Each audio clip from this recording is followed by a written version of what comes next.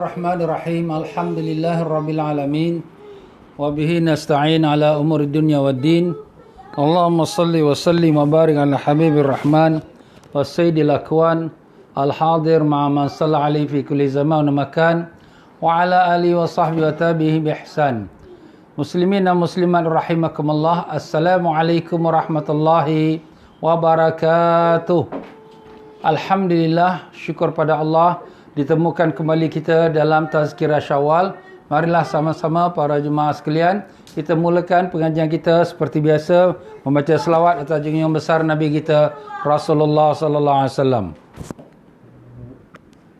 Inna Allah wa malaikatahu yusalluna 'alan nabi. Allahumma salli wa sallim. Ya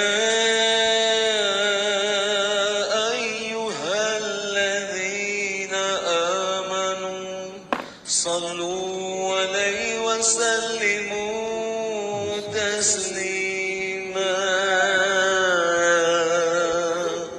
اللهم صل وسلم وبارك عليه وعلى آله اللهم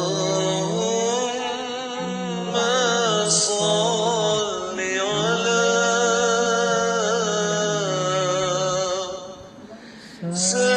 سيدنا محمد عبدك ورسولك النبي الأمي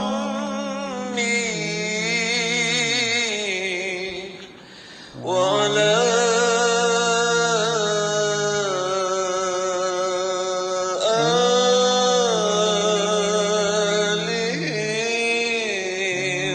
وصحبه وسلم اللهم صل على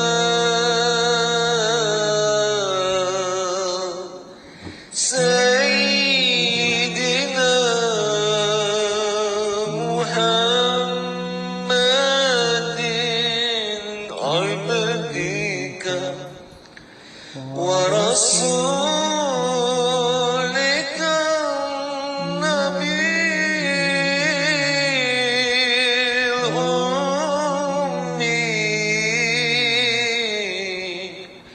وعلى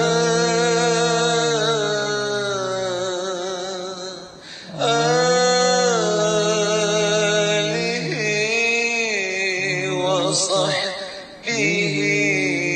وسلم اللهم صل على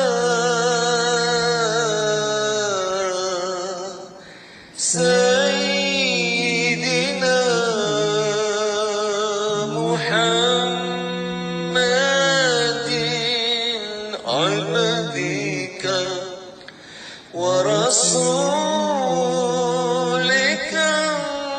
النبي الأمي وعلى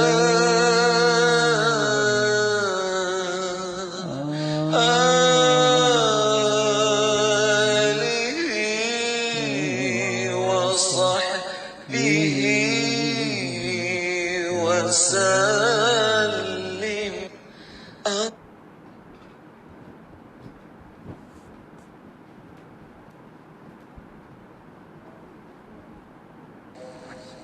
استغفر الله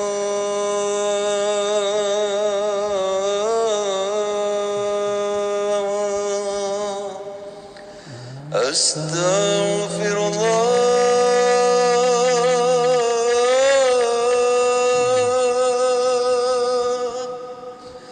استغفر الله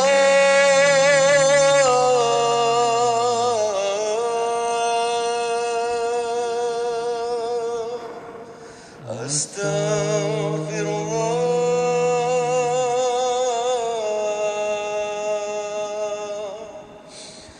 يا الله يا الله يا الله يا الله يا الله يا الله يا الله يا الله يا الله يا رحمن يا رحيم يا ملك يا قدوس يا سلام يا مؤمن يا مهيمن يا عزيز يا جبار يا متكبر يا خالق يا بارك يا مصور يا غفار يا قهار يا وهاب يا رزاق يا فتاح يا عليم يا قابل يا باسط يا خفيض يا رفيق يا معيد يا مذل يا سميع يا بصير يا حكم يا عدل يا لطيف يا خبير يا حليم يا عظيم يا غفور يا شكور يا علي يا كبير يا حفيظ يا مقيت يا حسيب يا جليل يا كريم يا رقيب يا مجيب يا واسع يا حكيم يا ودود يا مجيد يا بعيد يا شهيد يا حق يا وكيل يا قوي يا متين يا ولي يا حميد يا محصي يا مبدع يا معيد يا محيي يا مميت يا حي يا قيوم يا وجيد يا مجيد يا وحيد يا صمد يا قادر يا مقتدر يا مقدم يا مؤخر يا أول يا أخير يا ظهير يا بطين يا ولي يا متعالي يا بار يا تواب يا منتقم يا غفور يا رؤوف يا أحد يا ملك الملك يا ذا الجلال والإكرام يا مقسط يا جميع يا غني يا مغني يا مانع يا ضار يا نافع يا نور يا هادي يا بديع يا بقي يا ورث يا رشيد يا صبور يا الله يا الله يا الله يا الله يا الله يا الله يا الله يا الله يا الله يا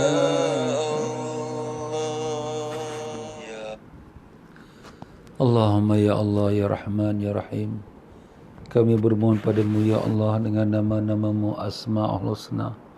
Kami mohon padamu ya Allah dengan keberkahan Nabi kami Rasulullah sallallahu alaihi wasallam. Ya Allah, ampunkanlah sekalian dosa-dosa kami ya Allah. Dosa kami yang zahir dan yang batin, dosa yang besar, dosa yang kecil, dosa yang kami tahu, dosa yang kami tidak tahu, dosa yang telah kami bertaubat kemudian kami ulangi lagi. Ya Allah, ampunkanlah dosa kami ya Allah. Terimalah taubat kami ya Rahman. Ampunkanlah ibu ayah kami ya Rahman. Tinggikanlah darjat mereka di sisimu ya Rahim. Di antara mereka yang telah kembali padamu, luaskanlah kubur-kubur mereka. Masukkanlah bauman syurgamu dalam kubur mereka. Antara mereka yang masih hidup sama kami, panjangkanlah umur mereka dalam sihat walafiat. Ditanamkan iman dan taqwa, dan dikurniakan rezeki yang halal lagi dan berkati, dan ditanamkan amal-amal ibadat ya Allah. Demikian juga keampunkanlah sekalian datuk nenek moyang kami, guru-guru kami, adik-beradik kami, pakcik-makcik kami, dan sekalian mereka yang telah kembali padamu, maupun mereka yang sudah kembali maupun yang masih hidup. Ya Allah, terimalah apa yang kami akan lakukan dalam tazkirah Syawal ini. Jadikanlah pengajian ia sebagai ikhlas, mencari keridaan-Mu, bukan kerana riya, ujub atau sum'ah, bukan untuk dapat nama, pujian atau sanjungan, tapi jadikanlah ia semata-mata untuk mencari keridaan-Mu ya Rahman. Terimalah doa kami, kabulkanlah permohonan kami. Rabbana atina fid dunya hasanah wa fil akhirati hasanah wa qina azabannar. Allahumma 'allimna ma yanfa'una wanfa'na bima 'allamtana wa zidna 'ilma. Allahumma ya mu'allima Ibrahim 'allimna, ya mufahhima Sulaiman fahimna. Subhanaka la 'ilma lana illa ma 'allamtana, innaka antal 'alimul hakim. Ilahana anta maqsudana wa ridhaka matlubana, a'tina mahabbataka ma'rifatak. Wa sallallahu ala sayyidina Muhammad wa ala alihi wa sahbihi wasallam. Subhana rabbika rabbil izzati amma yasifun, wassalamun ala mursalin, alhamdulillahi rabbil alamin. Alhamdulillahi rabbil alamin. Muslimin dan muslimat rahimakumullah. Assalamualaikum warahmatullahi wabarakatuh. Alhamdulillah, syukur pada Allah yang telah mengizinkan kita untuk sama-sama pada petang yang mulia ini dalam kita menyambung pengajian menghalusi salat dalam tazkirah Syawal. Ya para jemaah sekalian semua, apa khabar? Alhamdulillah, mudah-mudahan Allah panjangkan umur dalam sihat walafiat, ditanamkan iman dan taqwa, dibukakan pintu ma'rifat, dan dimudahkan kita untuk melalui perjalanan hidup ini dengan penuh iman dan taqwa, sehingga kami kembali padamu ya Allah dalam husnul khatimah. Amin, amin ya rabbal alamin. Ya para jemaah sekalian, alhamdulillah, pada pengajian semalam kita telah menyentuh tentang makruh-makruh dalam salat pada orang yang dalam salat dengan meninggalkan yang sunnah-sunnahnya. Kita pun telah menyebutkan tentang sunnah-sunnah, iaitu semua perkara yang selain daripada rukun yang 13 dan selain pada sunat ab'ad, iaitu tahiyat awal dan doa kunut subuh. Selain pada itu semuanya adalah sunat hayat, sunatnya ringan. Tapi sunatnya ringan ni kalau ditinggalkan jadi makruh, ya. Sebab tu walaupun namanya sunat, tapi janganlah ditinggalkan. Kalau boleh kita usahakan seberapa yang dapat, ya. Itulah dia. Jadi kalau kita tinggalkan makruh. Apa hukum makruh? Makruh tu kalau dibuat tak berdosa. Tapi kalau ditinggalkan yang makruh dapat pahala. Jadi kita tinggalkan makruh. Jadi buatlah yang sunat. Apa tu sunat? Sunat yang dibuat tu dapat pahala, ditinggalkan tak berdosa. Ada lawannya kepada makruh. Ya tuan-tuan dan puan-puan rahimakumullah, pada hari ini kita masuk pula dalam bab yang sama lagi, iaitu masih lagi kita dalam perkara makruh-makruh dalam salat.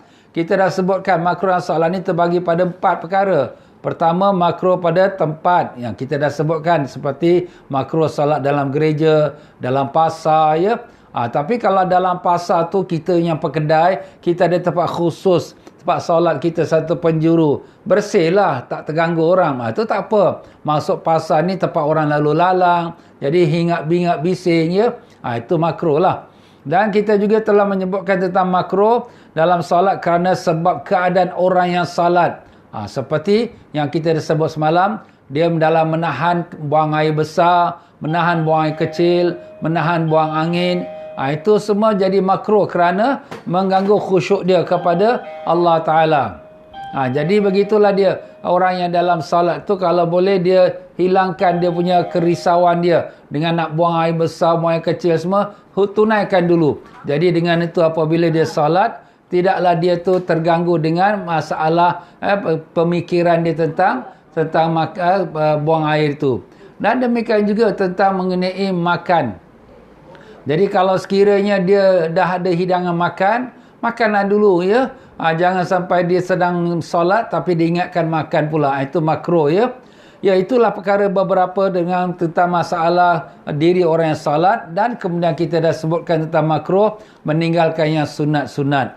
Ya, pada petang ini pula kita sambung lagi pula. Makruh perkara-perkara dalam keadaan sebab tata cara melaksanakan salat. Makruh dalam tata cara melaksanakan salat. Maknanya bagaimana salat yang dilakukan tu, keadaan diri dia dalam masa dia salat. Apa maksudnya? Kita dengarkan di sini. Pertama, berkata Tuan Pengarang kita rahimahullah ta'ala Al-Habib Muhammad Amin Al-Idrus rahimahullah ta'ala, dan demikian juga dengan gurunya yang telah pun kita sebutkan namanya Habib Zain bin Semit rahimahullah ta'ala. Semoga kedua-dua mereka Allah Ta'ala rahmati dan tinggikan darjat mereka dan melimpahkan keberkahan ilmunya kepada kita semua dengan berkat syafaat Nabi sallallahu alaihi wasallam. Al-Fatihah. Bismillahirrahmanirrahim. Ar-Rahmanirrahim. Iyyaka na'budu wa iyyaka nasta'in. Shiratal ladzina an'amta 'alaihim. Yang keempat daripada perkara-perkara makruh, perkara-perkara yang dimakruhkan dalam salat kerana sebab tata caranya melaksanakan salat. Pertama, makruh salat memandang ke arah atas. Jadi dia salat dia pandang atas. Nak tengok siapa? Nak tengok Allah. Allah bukan ke atas. Maha suci Allah. Allahumma wujudun bila makan. Allah tu ada tanpa bertempat. Kerana atas tu langit ke, ataupun kita kata di awan ke, atau di arash ke, semua itu ialah ciptaan Allah. Allah sudah sedia ada sebelum ada segala-galanya. Dan Allah lah yang menciptakan segala-galanya tersebut. Jadi Allah bukan di atas seperti mana yang difaham oleh orang-orang yang keliru ya. Dan keduanya makruh menoleh dengan wajahnya tanpa ada kepentingan. Wajah ni termasuk juga dengan jelingan mata. Kepala dia tengok sebelah kanan, tengok sebelah kiri, ada orang lalu lalang, ataupun mata dia saja menjeling. Mata dia tengok orang lalu kanan, dia tengok orang sebelah lalu kiri. Itu kenapa? Kerana menarik akan kekhusyukan dia ya. Jadi itulah sabda Nabi sallallahu alaihi wasallam. Apabila seorang mukmin masuk dalam salat, maka dia akan dihadapkan dalam rahmat Allah. Dan Allah Ta'ala akan memandangnya dengan rahmatnya. Jika seorang hamba menoleh dengan wajahnya tatkala salat, Allah Ta'ala akan berkata, marilah kemari wahai hambaku ke arah aku. Aku lebih baik daripada yang kau menoleh untuknya. Maka jika hamba tu tersebut menoleh untuk kali kedua, Allah Ta'ala mengatakan hal yang sama. Hai hambaku, mari kemari, hadap padaku. Aku lebih baik daripada yang kau menolehnya. Dan jika hamba itu terus lagi menoleh yang kali ketiga, maka Allah Ar-Rahman Al-Barakat mengatakan, tinggalkanlah dia. Dan Allah Ta'ala perintahkan malaikatnya untuk melemparkan salatnya ke arah muka dia. Na'udzubillah min zalik. Jadi macam itulah dia. Jadi orang yang salat ni, kalau dia toleh kanan, toleh kiri, ataupun dengan jelingan mata tengok kanan, tengok kiri, maka Allah Ta'ala bagi dia 3 kali can.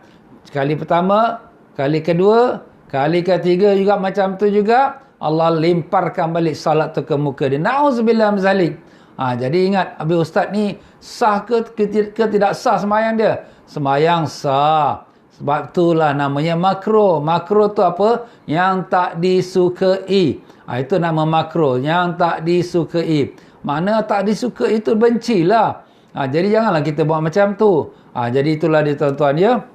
Makruh yang ketiga, membunyikan persendian jari-jari tangan. Membunyikan macam mana? Dia patah-patahkan jari. Tengah-tengah sembahyang, dia patah-patahnya. Keletak-keletuk. Dia patah-patahkan jari. Ini dah jadi habit ni.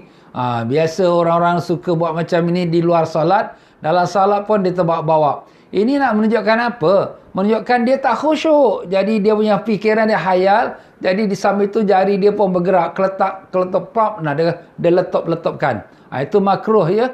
Jangan kita buat macam tu. In fact sebenarnya sebagian para doktor menasihatkan jangan kita patah-patahkan jari itu. Kerana dia akan memudaratkan sendi-sendi kita. Yelah, tapi dah jadi kebiasaan orang suka pula buat macam tu ya. Dan yang makruh keempat, merapatkan kedua kaki tatkala sujud. Jadi kita dah sebutkan dalam pelajaran kita, waktu sujud tu sunat tu direnggangkan kaki. Direnggangkan kira-kira sejengkal. Semacam mana kita berdiri, sejengkal bezanya antara kaki kanan kaki kiri. Waktu kita sujud pun macam tu juga, sejengkal kaki kanan kaki kiri tu direnggangkan. Tapi kalau kita rapatkan dia, makruh. Itu kalau sekira orang yang memakai seluar lah, macam tu yang lain lebih bagus, dia renggangkan ya. Tapi kalau yang pakai kain, jadi apabila orang yang duduk kat belakang tu boleh nampak see-through sampai kepada lutut dia. Jadi ada sebagian ulama menyebutkan makruh juga kalau masih hukum makruh juga kalau kita rapatkan kaki. Jangan rapat. Habis ustaz, kalau kita pakai kain nampak boleh see-through sampai kepada lutut kita, itu dah daripada hukum aurat. Jadi ada setengah ulama memberikan jawapan tak mengapa, kerana itu lihat daripada bawah. Yang dia tak boleh lihat pada atas, daripada depan belakang yang tengah-tengah. Adapun kepada bawah tu mana dah kira dihukumkan tidaklah dikira buka aurat. Jadi itu ada jawapan setengah ulama. Tapi ada juga ulama yang mengesyorkan waktu kita sujud itu, kalau orang yang pakai kain dirapatkan. Itu yang telah saya sebutkan dahulu. Jadi kita ada dua pilihan lah kalau yang pakai kain ya. Tapi yang pakai seluar, maka dia renggangkan, itulah yang afdalnya ya, sunat. Dan makruh kalau dirapatkan mengikut apa yang difahamkan oleh sebagian ulama ya. Dan terlalu cepat, dan makruh terlalu cepat dalam sujud. Jadi sujud ke rukuk ke terlalu cepat. Terlalu cepat ni tapi dia dah cukupkan dengan tomak nina lah. Kalau tak ada tomak nina tak sah. Tapi ada tomak nina, tapi cepat sangat. Allahu Akbar, subhanarabbiyal a'la. Allahu Akbar. Jadi cepat. Dia tak ada lama sikit. Kalau dapat kita lama sikit. Lama tu bukan lama mana. Sekadar kita baca 3 kali subhanarabbiyal a'la wa bihamdi, subhanarabbiyal a'la wa bihamdi. Itulah yang maksudnya tu ya. Dan makruh meletakkan tangan pada pinggul tatkala salat. Jadi sambil diri tu dia letak tangan kat pinggul. Macam orang malas lah. Macam orang malas. Itulah menunjukkan kemalasan. Tidak mempunyai daya untuk nak menghadap Allah dengan penuh minat. Jadi itulah makruh. Ya, meletakkan meletakkan tangan kat pinggang. Sebenarnya meletakkan tangan kat pinggang ni adalah sifat syaitan di dalam neraka. Bila dia masuk neraka, dia letakkan 2 tangan dia tu kat pinggang. Macam ni. Kenapa? Nak tunjuk sombong. Dan masuk neraka pun sombong juga. Itulah syaitan ya. Jadi kalau sekira kita ni tengah penat ke apa ke, jangan letak 2 tangan kita macam ni. Macam orang big boss lah. Tengah nak tunjuk dia punya terror dia ke, dia punya ke boss dia ya. Dia nak tunjukkan dia punya keketuaan dia. Itu jangan ya. Jadi kalau sekiranya kita penat ke letih, kita rehat, kita duduk sudah. Jangan kita buat macam tu. Jadi kalau kita buat macam tu, memegang pinggang kita, bersandar pada satu tangan pada pinggang kita, makruh. Itu dalam solat lah ya. Luar solat tu kita tak kata makruh, tapi itu adalah merupakan apa yang kita sebutkan tadi. Dan begitu juga makruh mengusap dahi setelah sujud tatkala solat. Jadi kita masih dalam solat, kita pun dah sujud. Sujud pertama tu kita pun terasa ada abu-abu ada debu Jadi bila kita pun Allah baru duduk tu kita pun sapu kepala dahi kita. Kenapa? Ada debu. Alah, apa debu? Nanti kau sujud balik ke situ juga kena debu lagi. Jadi janganlah kita nak memperbaiki, nak hilangkan debu tu. Tak apa. Ini kita sujud ni, kita merendahkan diri pada Allah. Biarlah berdebu. Kita ni lebih hina pada debu. Debu pun tak ada dosa, tapi kita lagi banyak berdosa. Tak apalah. Aku lebih hina, lebih kotor pada debu tu. Jadi itu perasaan rendah diri kita di hadapan Allah. Dan makruh memanjangkan kaki ke arah kiblat tatkala solat. Kita memanjangkan kaki kita menghadap ke depan. Macam mana? Ada diri atas satu kaki itu menghadap ke depan. Ataupun waktu dia dalam duduk, dia duduk tu duduk tahiyat, tetapi dia penatlah nak duduk tahiyat. Tak ada uzur, tak ada apa. Dia pun letakkan kaki dia menghadap ke arah kiblat.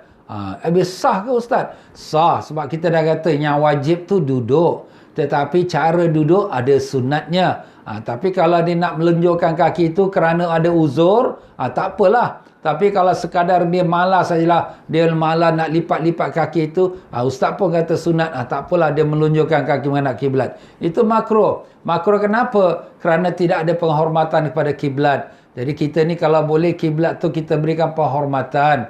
Kenapa? Sebab itulah arahnya mulia. Ada dua orang adik-beradik belajar agama. Satunya jadi orang alim, satunya tidak. Kenapa? Yang jadi orang alim si adik ni, dia hormat. Bila dia baca buku, dia menghadap ke arah kiblat. Yang si satu lagi abang dia, bila dia baca buku, dia tak menghadap arah kiblat.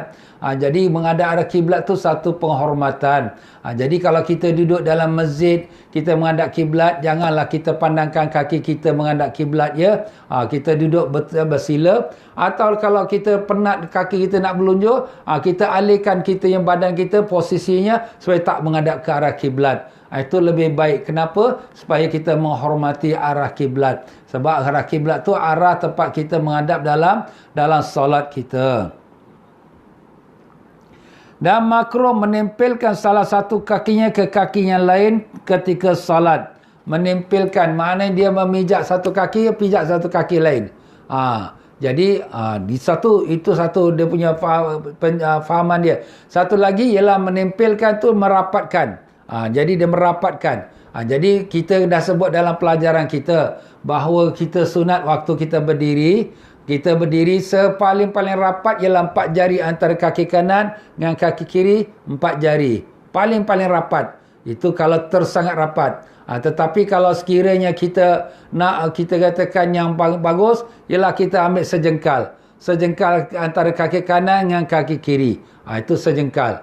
Tapi jangan kita mengangkang. Kangkang ni macam orang terbuang air. Astaghfirullah. Kau depan Tuhan kau duduk macam, kau berdiri macam mengangkang. Kau cuba kau depan bos kau duduk diri macam ni. Bos kata, diri betul-betul lah. Tengok askar tentera bila berdiri. Macam mana? Tegak. Kaki dia tu bukan mengangkang. Rapat. Macam tu lah. Ini dia mengangkang pula. Astaghfirullah. Ini maaflah tuan-tuan. Ini kadang kita pun tak faham lah macam mana orang-orang sekarang ni belajar dengan guru yang macam-macam ni. Kita pun pelik bin ajaib juga. Ya. Baiklah. Jadi itulah dia. Dimakruhkan ya. Kita menempelkan kaki kita antara satu sama lain rapat. Ataupun kita pijakkan antara satu sama yang lain. Dan makruh menempelkan jari-jari kedua tangan tatkala solat.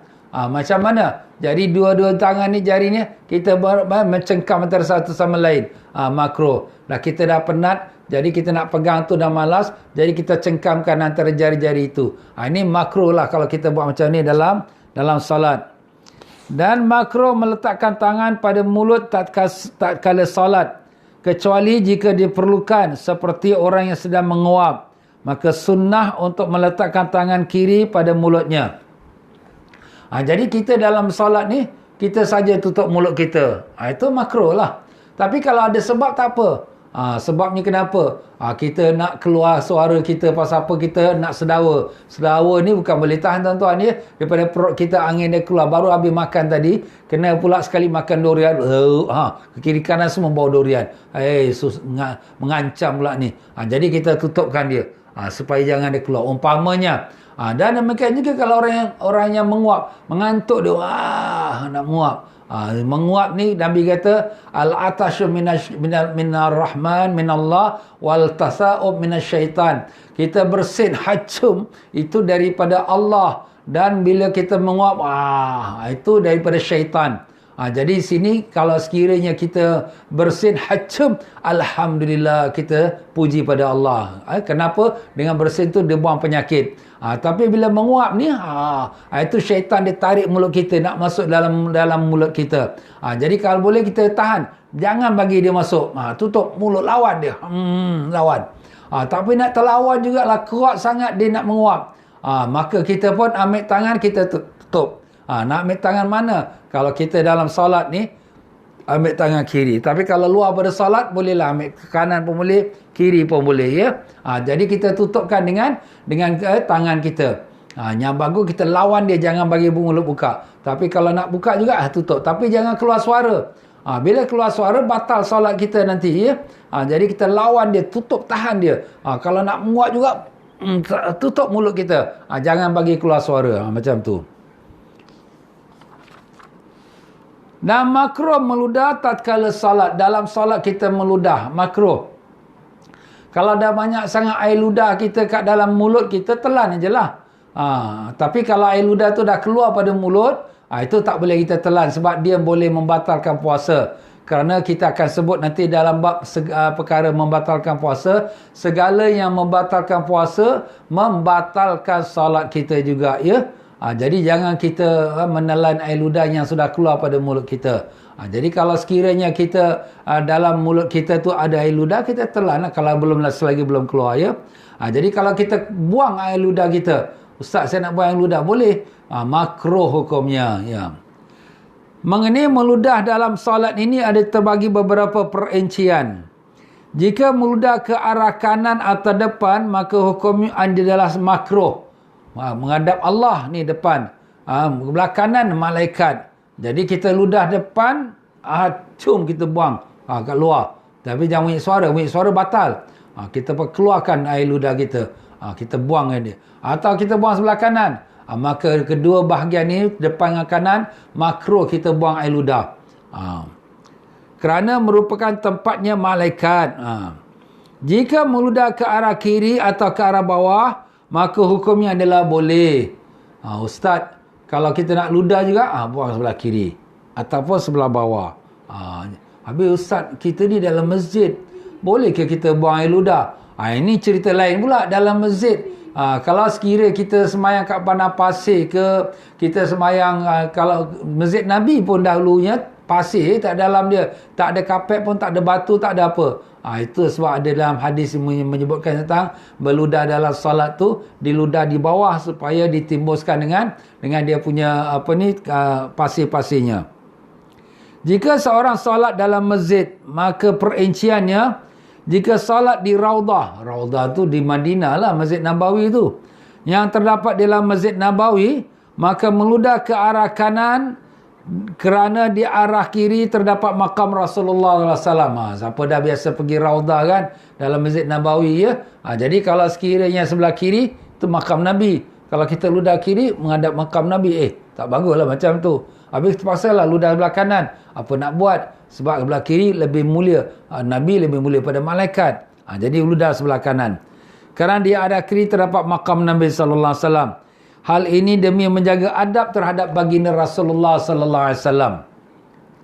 Jika salat di selain Raudah, maka meludahlah dia ke arah kiri pada baju ataupun tisu sendiri. Jadi kalau kita dah sebut tadi kan, itu kat padang pasir kita boleh ludah sebelah kiri, ludah kat bawah. Sebab padang pasir itu kita timbuskan saja. Tapi kalau dalam masjid, nak ludah macam mana? Jangan kalau ludah kat kiri, kanan, depan, semua tak boleh. Sebab kapet ni semua ni tempat orang semayang. Tu orang sujud nanti tak bagus. Habis saya tengah nak berludah ni, ambillah kita punya tangan kita tangan kita ambil, kita sapulah kat kita punya sapu tangan kita, ambil sapu tangan kita. Jadi sunat sapu tangan tu kita bawa spare siap dalam poket kita. Bila perlu saja kita keluarkan sapu tangan, kita boleh ambillah air ludah kita ke kahak kita ke, atau ada something kat mulut kita nak dikeluarkan. Jadi itu yang menjadi baik-baiknya, ya. Ataupun tak ada sapu tangan ustaz, kita lapkan ajalah kat kita punya kain lengan kita. Kalau orang perempuan, kat kain telekong dia saja. Alah ustaz, kotorlah saya punya kain telekong. Kotor apa? Engkau punya sendiri air ludah, bukan orang punya air ludah. Lepas tu kau bilaslah apa yang kotor. Bukan najis, bukannya, maaf kata, bukan air kencing budak kecil pun. Alah, itu pun geli pula. Itulah dia tuan-tuan, apa nak buat. Ini semua keadaan darurat. Jangan kita hatwik buang kat luar. Jangan. Itu dalam masjid orang marah nanti. Itu pun tak ada hormat masjid. Itu pun Nabi larang. Jangan ludah dalam masjid. Melainkan kalau kita kata darurat. Tapi kafaranya Nabi kata hendaklah ditimbuskan. Jadi air ludah tu bila terkena kat tanah tu, masjid Nabi lah ni, ditimbuskan dia. Jadi dia ambil tanah, timbuskan dia. Itu kafarah dia, itu tebusan dia. Tapi masjid kita macam mana nak tebuskan? Kena ambil air, kena cucilah, kita kena cuci. Dia pun nak cuci lantai masjid, lagi baik kita cuci baju lengan kita atau telekong kita saja, ya. Itulah cara tuan-tuan dan puan-puan. Ini dalam masalah air ludah ni pun ada juga ulama-ulama ada membicarakan tentang masalah menggunakan air ludah untuk kita menyelakkan muka surat Al-Quran. Jadi muka surat Al-Quran ni kita nak selakkan dia, kita letakkan air ludah kat tepi jari, kemudian kita selakkan muka surat dia. Jadi ini setengah-setengah ulama meletakkan hukum haram. Kenapa haram? Sebab air ludah ni, kalau ludah kat dalam masjid, Nabi kata itu satu kesalahan, satu dosa, dan tebusannya lah ditimbuskan tanah dia. Macam mana pula kita letakkan air ludah kat tangan, letak kat Quran juga? Macam mana? Sudah tentu itu penghinaan pada Quran. Jadi sebab tu di sini setengah ulama melarang, bahkan menghukumkan haram. Alamak ustaz, dulu pernah saya buat. Minta ampun, minta maaf pada Allah Ta'ala lah, ya. Itu kita jagalah adab kita dengan Al-Quran, ya. Cuba kalau kita letakkan kita punya handphone kita, kita nak tukar page dia, kita ambil air ludah, kita nak sapu kat handphone. Takkan nak air ludah kita letak handphone. Oh sayang, handphone kau, yang ni Al-Quran, kau buat macam tu boleh? Maaf tuan-tuan dan puan-puan, ya. Jadi maknanya penghormatan pada Quran tu mesti kita jagalah. Jangan kita bekas ambil air ludah kita jadikan dia sebagai sebab untuk nak mengalihkan muka surat Al-Quran tu. Dan makruh salat di belakang makam Nabi atau para wali. Makruh. Perinciannya, jika niat untuk mencari barakah atau mengagungkan kubur, maka hukumnya adalah haram. Kalau ada niat lah untuk mengagungkan kubur, tak kiralah kubur Nabi ke kubur wali ke, ya, maka itu kenapa? Sebab kita salat mengagungkan Allah Ta'ala, ya. Tapi kalau dah kebetulan memang tempat dah sempit, dah tak ada tempat lagi, kemudian kita semayanglah kat tepi kubur tu, belakang kubur. Macam kita kat Masjid Nabawi kan, kita semayang kat belakang kubur Nabi SAW. Bukan pasal nak macam tu, tapi pasal dah tak ada tempat. Ataupun kerana kita nak duduk situ, kerana kita nak memudahkan banyak berselawat pada Nabi SAW. Tak apa. Tapi bukan pasal kita kata, oh ni bagus ni. Ni kita depan kita makam Nabi. Kita semayang ni jadi macam kita sujud depan Nabi. Tak boleh. Itu niat pun dah salah dah macam tu. Ya, maaf sajalah, ya. Dan jika tidak niat untuk hal tersebut, maka hukumnya adalah mubah, iaitu harus, ya. Itulah dia tuan-tuan dan puan-puan rahimakumullah, daripada 4 perkara tentang ataupun 4 bahagian tentang makruh dalam solat. Makruh dalam bahagian tempat solat, makruh dalam keadaan orang yang solat, yang tahan air, buang air dan tahan nak makan tapi dia solat, dan makruh pula meninggalkan sunat-sunat dalam solat, dan makruh pula dalam bahagian tata cara dia solat. Seperti dia salat kaki setengah diri, setengah tidak, ya. Jadi dia berdiri atas satu kaki dia relax. Jadi itu pun makruh. Ataupun macam kita sebut tadilah, dia patah-patahkan jari dia, ya, keletuk-keletukkan jari dia. Itu semua makruh lah dalam solat. Jadi dengan itu selesai kita 4 bahagian dalam makruh dalam solat. Nah, sekarang kita akan masuk pula tentang bab mubtilatus salat, iaitu hal-hal yang dapat membatalkan solat. Jadi kita berhenti situlah tuan-tuan dan puan-puan ya. Wallahu alam. Kita akan sambung sedikit untuk kita punya bahagian pembicaraan tentang korban. Jadi insya-Allah tuan-tuan dan puan-puan rahimakumullah. Jadi sekarang ini kita dalam bulan Syawal, dah masuk 28 Syawal ya. Lagi 2 hari kita akan masuk bulan Zulkaidah. Hampirlah sudah kita masa bulan Zulhijjah, hari raya Idul Adha, untuk kita nak mengerjakan korban. Jadi baiklah kita ada sedikit pengetahuan apa-apa perihal sangkut paut dengan korban insya-Allah. Dan semalam kita dah sebutkan tentang korban yang mana yang bagus ya. Kita dah katakan kalau satu ekor unta yang paling baik. Tak dapat unta, satu ekor lembu. Tak dapat satu ekor lembu, satu ekor kambing. Jadi kalau unta dengan lembu, dua-dua ekor ni dia boleh dibuat untuk 7 orang. Jadi kalau 7 orang nak kongsi satu unta, atau 7 orang nak kongsi satu lembu, boleh. Ataupun satu orang dia nak tempah, aku nak tempah korban satu bahagian daripada unta, satu bahagian daripada lembu. Jadi itu boleh dilaksanakan. Jadi kita kumpul-kumpulkan yang lain lagi, cukup 7 orang, kita tunaikanlah apa niat korban mereka. Dan demikian pula kalau sekiranya orang ada rezeki, dia nak buat kambing ke nak buat lembu ataupun unta. Kalau yang bagus, dia buat satu ekor unta. Tak dapat satu ekor unta, satu ekor lembu. Itu yang paling bagus, seorang dia. Tapi kalau dia 7 orang, nak kongsi satu ekor lembu ke ataupun 7 ekor kambing, yang bagusnya satu orang satu ekor kambing lah. Itu yang kita dah sebutkan semalam lah ya. Baiklah tuan-tuan, pada hari ini pula saya sambung lagi. Semalam juga dah disebutkan orang nak buat korban tu ada syarat. Mestilah orang Islam. Kalau orang tak Islam, korban dia tak pakai, tak kira. Dan mestilah dia baligh. Baligh itu maknanya sudah cukup umur lah. 15 tahun ke atas ya. Sebab kalau dia budak-budak, dia belum lagi cukup umur. Dan dia belum dibebankan dengan hukum agama. Tapi kalau sekira mak ayah nak buatkan korban untuk anak dia yang belum balik, boleh. Memang boleh sangatlah ya. Mak ayah pun ada rezeki, dia nak buatkan korban untuk satu family. Ada 5 orang, ada 3 anak dengan dia suami isteri. Boleh, tak apa. Habis ustaz budak-budak ni belum balik, tak apa. Dia tak payah kita minta izin pun tak apa. Sebab memang mereka ni di bawah jagaan ibu ayah. Jadi ibu ayah nak buat tu nak sebagai kita kata hadiah kepada anak-anak semua dapat pahala korban. Boleh. Habis ustaz kalau kita nak ambil harta anak tu, anak ni dia pun ada duit simpanan jugalah. Sebab apa duit simpanan dia tu dia dapat collection air raya. Tahun-tahun lepas, tahun ini tak ada collection, so sorry lah ya. Tahun lepas ada collection, dia pun mak bapak dia simpankan dalam akaun dia, bagus lah. Tapi mak bapak dia pun nak latih dia nak buat korban. Nak latih dia buat korban, dia pun tak faham sangat, Allah alam. Tapi boleh tak ustaz, kita bapak ni kita ambil duit dia daripada akaun dia dan kemudian kita buatkan korban untuk diri dia dengan izin dia. Budak ni nak bagi izin tak izin pun sebenarnya tak ada kewajipan dia. Kewajipan memberi izin tak izin tu kalau orang yang sudah berakal atau sudah baligh. Jadi sebenarnya harta si anak tu pun hak milik ayah juga. Ada seorang anak mengadu pada Nabi SAW. Orang dewasa lah. Ya Rasulullah, ayah aku ambil duit aku. Yang aku tak beri pada dia, dia ambil duit aku. Kenapa Nabi jawab? Anta wa maluka li abika. Engkau dan harta engkau adalah milik ayah engkau. Nampak? Jangan cakap harta engkau. Engkau sendiri pun milik ayah engkau. Masya Allah. Jadi macam itulah ya.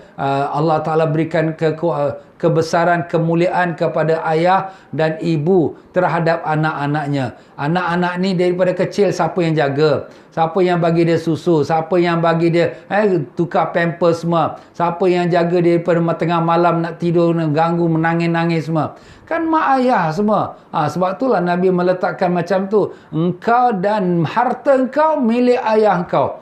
Itu pasal dia mengadu ayah dia. Macam itulah juga ibunya ya. Bahkan ibu tu lebih lagi. Jadi kalau sekiranya seorang ayah ambil duit anak dia untuk buat korban, maka sangatlah diharuskan ya. Tak ada apa-apa halangan. Dan begitulah kita dah kata orang yang buat korban tu mestilah orang berakal dan orang yang merdeka, ya, bukannya hamba abdi.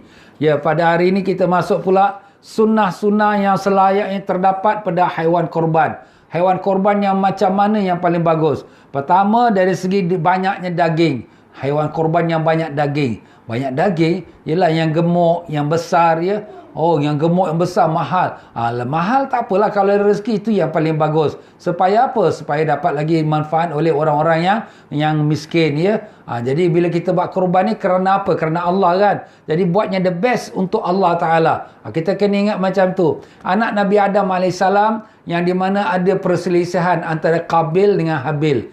Nabi Adam AS ini zaman dia tak ada orang lain melainkan dia dengan isteri dia Siti Hawa. Jadi Siti Hawa ni setiap kali dia mengandung kembar. Satu boy, satu girl. Jadi anak-anak keluar ni anak semua kembar, lelaki perempuan. Jadi kembar yang A boleh kahwin dengan kembar yang lain. Dia tak boleh kahwin sama-sama kakak adik dia. Kembar dengan sama-sama kembar tak boleh. Jadi dah ditakdirkan Allah, ditakdirkan Habil ni, dia ni hodoh, mukanya tak cantik. Ditakdirkan supaya dia dinikahkan dengan adiknya Qabil. Qabil ni adik dia cantik, ya. Tapi Qabil si abang ni tak nak terima. Ni adik aku nak kahwin adik aku cantik. Jadi Allah Ta'ala perintahkan Nabi Adam supaya dua adik-beradik ni buatkan dia punya korban. Siapa korban yang diterima, maka dialah yang akan kahwin dengan si adik si Qabil ni. Maka Qabil ni dia seorang petani.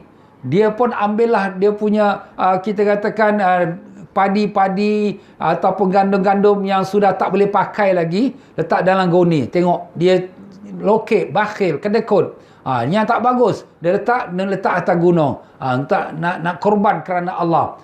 Yang si Habil ni, dia ni seorang peternak. Dia ada jaga kambing. Dan dia ada satu kambing yang sangat disayang. Yang cantik, yang gemuk, yang besar. Tapi itu dia korbankan. Dia ambil kambing ni, dia letak atas satu bukit. Nak tengok siapa, korban mana yang Allah Ta'ala terima, maka dialah yang akan kahwin dengan adik si Qabil. Jadi datang satu petir, menyambar. Pop, angkat. Angkat mana? Angkat haiwan si Habil. Iaitu satu ekor kibash. Dibawa naik ke dalam syurga. Jadi diterima korbannya si Habil. Itu kibash tu disimpan dalam syurga. Dan kemudian apabila zaman Nabi Ibrahim AS menyembelih Nabi Ismail, Allah Ta'ala turunkan kibash tu, gantikan penyembelihan Ismail dengan kibash itu.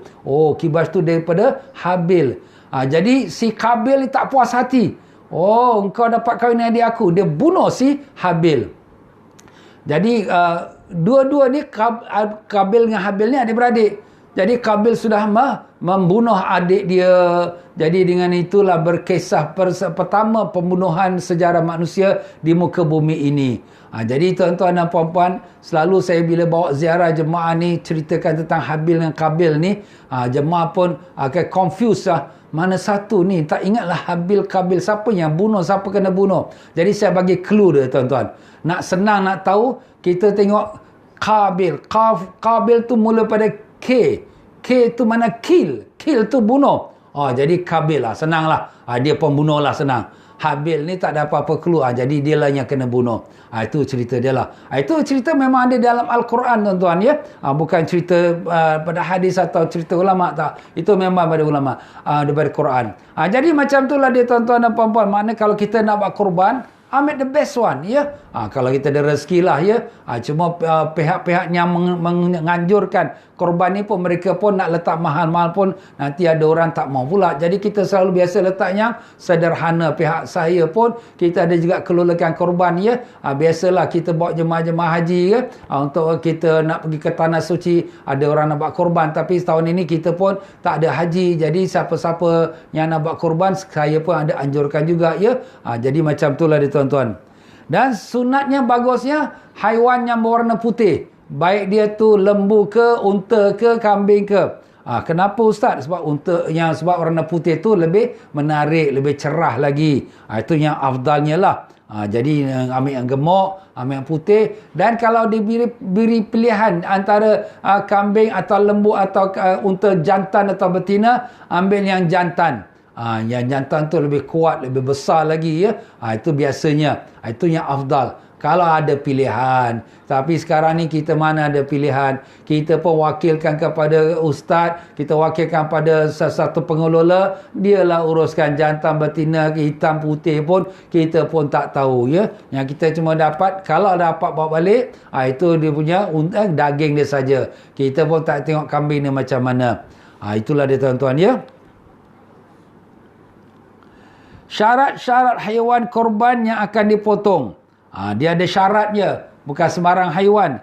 Yang pertama kita dah sebutlah. Unta atau lembu ataupun kambing. Ya, kambing ada dua jenis. Kambing biri-biri ataupun kambing kacang. Kambing kampung lah kita kata. Pertama, tidak terlalu kurus. Jangan kurus sangat. Nak murah. Oh ustaz, ini sini lagi murah. Oh sini lagi murah. Dapat yang kurus kering aja. Orang nak makan pun tak ada, tinggal tulang aja. Ada orang kata tulang pun boleh ustaz buat sup tulang. Yalah, itu engkau lah buat sup tulang. Orang nak makan daging juga. Maaf tuan-tuan ya. Jadi jangan. Tak cukup syarat. Tak sah ya. Tak sah, bukan sekadar kita kata tak ada apa-apa, tapi tidak sah. Tidak terlalu kurus yang sekiranya dapat menghilangkan akan gairahnya. Dan tidak berpenyakit. Jangan pula ada penyakit COVID pula, na'udzubillah ya, atau penyakit-penyakit lain lah ya. Jangan sampai nanti daging dia pun tak boleh dimakan. Dan jangan kakinya terpincang. Jangan yang timpang, jangan. Mana yang cukup sifat-sifat dia. Dan tidak terkena penyakit gila ataupun kudis. Ni semua kita jaga. Jadi ada juga setengah ulama masukkan sampai jangan terpotong dia punya ekor dia. Jangan terpotong dia punya telinga dia. Itu pun ada masalah juga timbul ya. Kerana setengah-setengah kambing ni kalau ekornya tak dipotong akan ada penyakit pula. Jadi itu pun ada khilaf lah. Tapi yang baiknya kalau dia komplit lah sifat dia. Tak ada terpotong sedikit pun daripada badan dia. Kenapa pula jangan ada terpotong? Kenapa? Supaya dia dapat komplit set sempurna sebagai korban dia untuk Allah Ta'ala. Kita dah sebut tadi kan. Nak korban tu the best one. The best one tu maknanya komplit sempurna. Kalau dah ada potong dah cacat. Bila dah cacat tu tak sempurna. Jadi itulah sebabnya. Bukanlah apa-apa lain, tidak ya. Dan supaya daging korbannya itu dapat dimanfaatkan oleh orang fakir miskin. Hukum makan daging korban. Apa hukumnya makan daging korban? Hukum makan daging korban terbagi kepada dua bahagian. Pertama, korban sunat. Korban sunat. Korban sunat tu apa dia? Kita sekarang ni tak ada nazar, tak ada apa-apa. Aku nak buat korban lah. Itu korban sunat lah tu. Ni ustaz dah bagi kita terang ni tentang korban ni. Aku nak buat korban. Itu korban sunat. Maka boleh makan sebahagian dari dagingnya. Dan yang lebih utama adalah jika daging tersebut dibagi 3 bahagian. Yang lebih afdal dibagi 3 bahagian. Jadi yang 1/3 untuk fakir miskin. Lagi 1/3 untuk kerabat-kerabat. Boleh ustaz, kerabat saya orang kaya, orang tak apa, sebab ini silaturahim ya. Kerabat, adik-beradik, keluarga. Dan yang ketiga kepada fakir miskin. Fakir miskin ni ialah memang orang fakir miskin lah. Ini yang ketiga, 1/3. Jadi kita boleh bagi 3 bahagian. Cara yang paling sempurna adalah jika seluruh daging tersebut diberikan semuanya kecuali 1 atau 2 suap untuk yang berkorban agar mendapatkan berkahnya. Itu yang paling afdal lah.